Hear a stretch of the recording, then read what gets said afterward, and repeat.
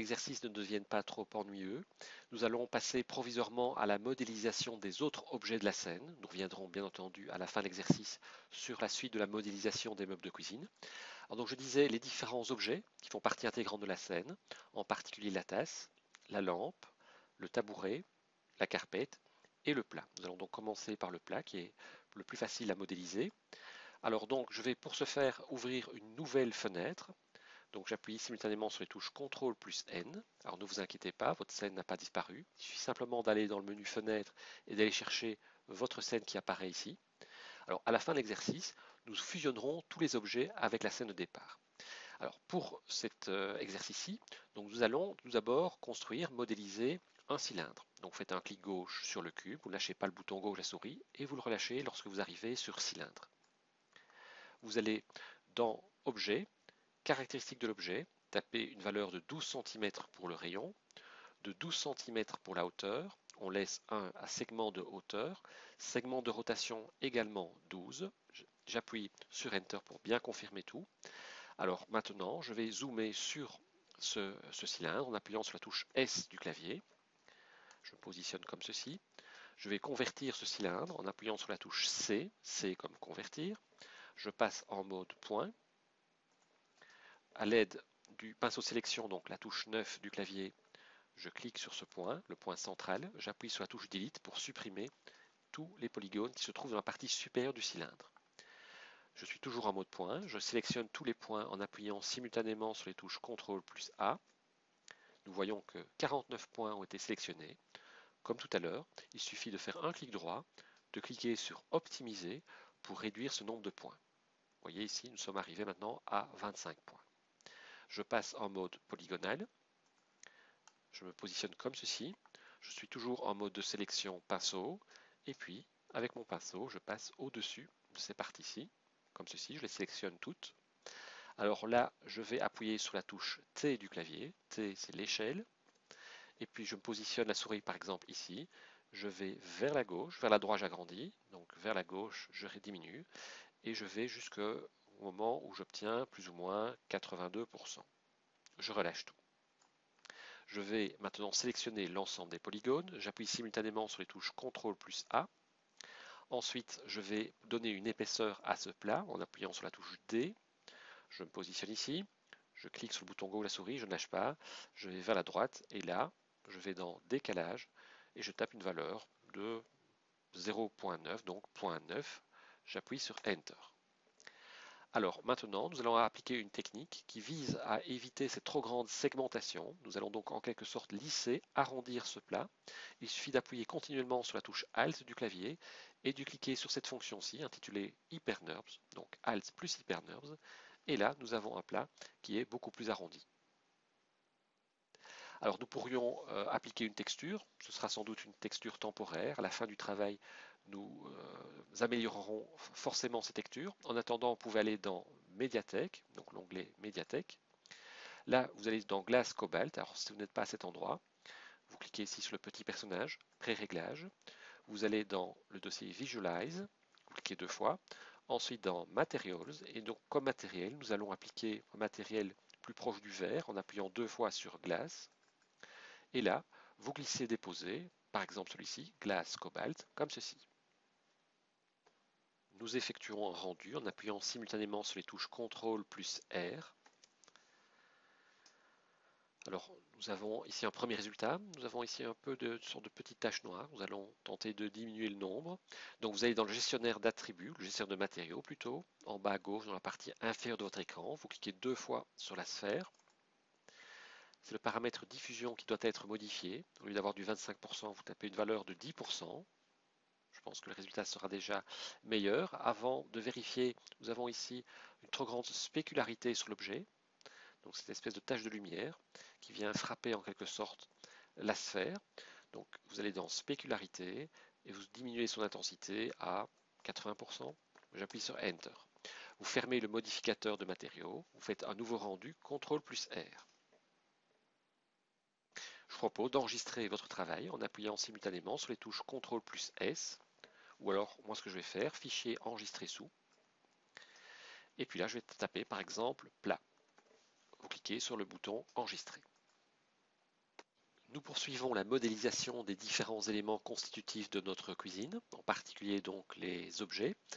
Nous passons cette fois au robinet. Donc j'ouvre un nouveau document dans Cinema 4D en appuyant simultanément sur les touches CTRL plus N. Ensuite, je vais créer un cube en cliquant ici sur cube. Dans le gestionnaire d'attributs, je tape une valeur de 30 cm à X, à Y et à Z. Je passe en vue de droite, en vue de côté, en appuyant sur la touche F3 du clavier. Ensuite sur la touche O pour maximiser la vue de notre cube vue de côté. Alors là, nous allons simplement créer le profil de notre robinet. Donc, le profil que nous avons ici. Nous allons le créer et nous aider pour ce faire de ce cube. Alors nous voudrions que les points constitutifs de ce profil soient vraiment insérés pile poil sur les points de la grille. Comment procéder? Eh bien, nous allons utiliser le magnétisme. Vous allez dans le menu magnétisme, vous l'activez. Donc activer magnétisme. Ensuite, de nouveau dans magnétisme, vous choisissez magnétisme plan de travail. Et une troisième fois, de nouveau magnétisme, cette fois magnétisme point grille. Donc chaque fois que nous cliquerons vraiment sur chaque intersection de la grille. Ensuite, je vais maintenant, pour créer le profil, choisir des splines. Alors je vais cliquer sur cette icône, je laisse le doigt appuyé sur le bouton gauche de la souris. Je choisis B-Spline. Alors je vais cliquer une première fois sur ce point-ci, donc le coin inférieur gauche du cube, une première fois. Une seconde fois au milieu. Une troisième fois en haut. Une quatrième fois ici au milieu dans le sens de la longueur, comme ceci. Et une dernière fois sur l'axe bleu, par exemple ici. Nous avons donc déjà le profil de notre robinet. Alors, je vais retourner en vue perspective en appuyant sur la touche F1. Alors, n'ayez pas peur, si vous avez un peu raté votre courbe, il sera toujours possible de la modifier par la suite. Vous appuyez à nouveau sur la touche O de votre clavier pour voir vos objets en gros plan. Le cube, nous n'en avons plus besoin. Je le sélectionne dans le gestionnaire d'objets, j'appuie sur la touche Delete. La spline, nous allons la rebaptiser en tapant ici chemin. J'appuie sur Enter. Maintenant, je vais choisir une deuxième spline, à savoir le cercle. Donc je clique ici sur cercle. Alors le cercle est beaucoup trop grand par rapport au profil de notre robinet, on ne le voit pas. Mais si nous diminuons son rayon, on va passer à un rayon de 1 cm. J'appuie sur Enter. Nous voyons aussitôt que le cercle apparaît ici. Donc nous avons ici la section et là le chemin. Nous allons faire en sorte que la section circulaire en fait s'extrude le long de ce chemin-ci. Alors comment procéder? Rien de très compliqué. D'abord, je vais peut-être modifier une petite chose ici. Je vais sélectionner cercle et chemin en les encadrant comme ceci. Je vais ici choisir une interpolation de type naturel avec un point intermédiaire. J'appuie sur Enter. Donc maintenant, je reviens sur l'extrusion. Je vais cliquer sur cette icône-ci en laissant le doigt appuyé sur le bouton gauche de la souris et cette fois en choisissant extrusion contrôlée NURBS. Rien ne se passe. En fait, vous devez absolument insérer cercle et chemin. Je les encadre comme ceci dans le gestionnaire d'attributs, gestionnaire d'objets, pardon. Je glisse et je dépose dans l'extrusion contrôlée NURBS. Alors quand je glisse, vous voyez, la flèche noire ne doit pas être vers la gauche. Je dois remonter un tout petit peu. Lorsque la flèche noire va vers le bas, cela signifie que cercle et chemin vont rentrer à l'intérieur de l'extrusion contrôlée NURBS, comme ceci. Et là, automatiquement, nous avons ici le profil qui a été extrudé en fonction du cercle que nous avions émis. Si nous examinons d'un peu plus près ce robinet, au niveau de cette terminaison, nous constatons qu'il est recouvert. Donc nous devons enlever ces deux couvercles, donc celui de gauche et celui de droite. Eh bien, dans le gestionnaire d'objets, vous sélectionnez Extrusion contrôlée NURBS. Vous choisissez Couvercle. Au niveau de début, vous sélectionnez 100. Vous voyez, il a disparu. Même chose pour fin. Je choisis 100. Et le deuxième couvercle, c'est naturellement enlevé. Alors maintenant, je vais faire en sorte d'appliquer une extrusion sur les deux terminaisons de ce robinet. Donc pour y arriver, je dois d'abord le convertir. Donc je clique ici sur Autoriser les modifications, comme ceci. Je passe en mode polygonal. Ensuite, je me place en position de côté. Donc j'appuie sur la touche F3 du clavier. J'appuie sur la touche 9 pour aller sur le pinceau de sélection. Je sélectionne cette partie-ci en passant dessus comme ceci avec mon pinceau de sélection. J'appuie sur la touche majuscule pour également sélectionner cette deuxième partie du robinet. Je reviens en vue perspective en appuyant sur la touche F1. Là, je vais effectuer une extrusion en appuyant sur la touche D. Je clique, je déplace la souris. Au niveau de décalage, je tape une valeur de 0,3, c'est bien, donc 0,3, et je choisis une subdivision de 1. J'appuie sur Enter pour confirmer. J'effectue également une extrusion interne. Je fais un clic droit, extrusion interne. Alors pour voir ce que cela donne, je vais me positionner ici. Je clique, et puis là, je fais non pas externe, mais interne, comme ceci. Je tape au niveau de décalage une valeur de 0,3.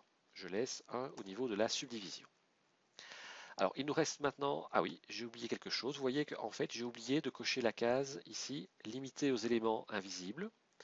Donc là, je vais recommencer l'opération. C'est pas très grave. Donc, je fais CTRL-Z, CTRL-Z. Et donc, ce que je dis, vous voyez ici, je n'ai pas sélectionné la partie qui se trouve à l'arrière. Alors, je vous explique pourquoi. Si je retourne en vue de côté, F3, quand j'appuie sur la touche 9, j'ai oublié de décocher limité aux éléments visibles. Quand je décoche ceci, c'est non seulement l'avant qui sera sélectionné, mais également l'arrière. Donc avec mon pinceau de sélection, je repasse comme ceci.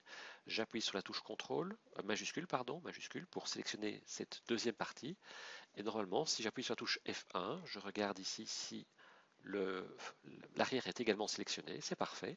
Et donc je reprends l'opération, j'appuie sur la touche D du clavier, j'extrude de 0,3, donc 0,3, Enter.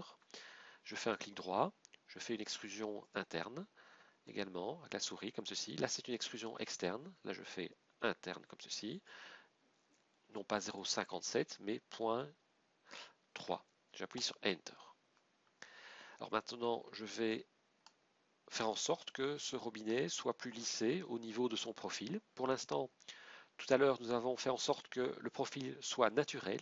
Ça signifie qu'il y a beaucoup moins de polygones. Donc c'est intéressant puisque nous avons un petit peu déchargé notre scène d'un trop plein de polygones. Mais nous aimerions malgré tout que ici nous ayons un profil beaucoup plus arrondi. Eh bien, nous allons réitérer l'opération que nous avons effectuée tout à l'heure, à savoir ici cliquer sur cette icône, choisir HyperNURBS et de glisser l'extrusion Control et NURBS à l'intérieur de l'HyperNURBS comme ceci.